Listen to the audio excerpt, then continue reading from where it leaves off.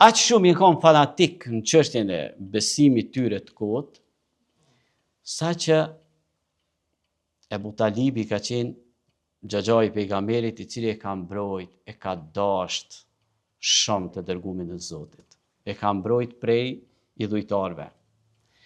Po fundi i tij, çush ka qenë? Fundi i tij ka qenë në besimin e idhujtarisë.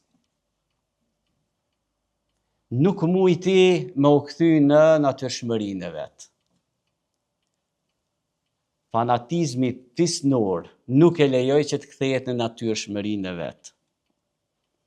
Kur i dërguari Allahut në momentet e fundit, para se me dhon shpirt dhe i tha, thuj la ilahe illallah, që të shpëtosh.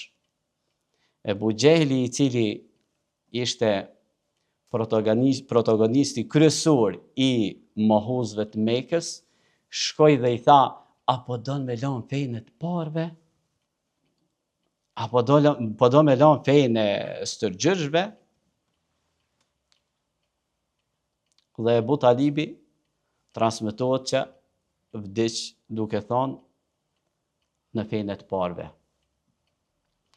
jo në fenë e Zotit. Pra këtu tregohet se sa thellë ka qenë idhujtaria brenda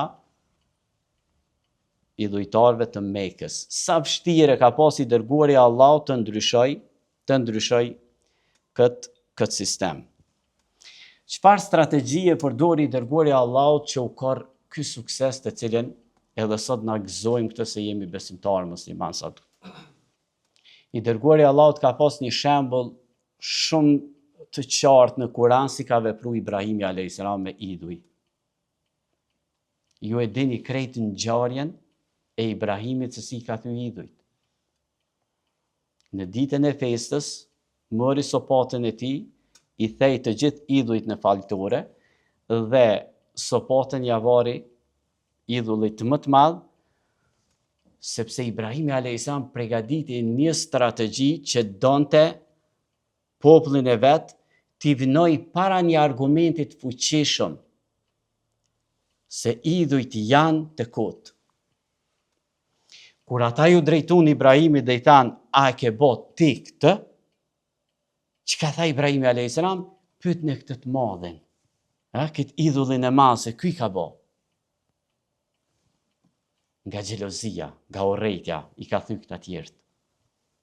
Ata thanë, o Ibrahim, ti e din që këta nuk flasin,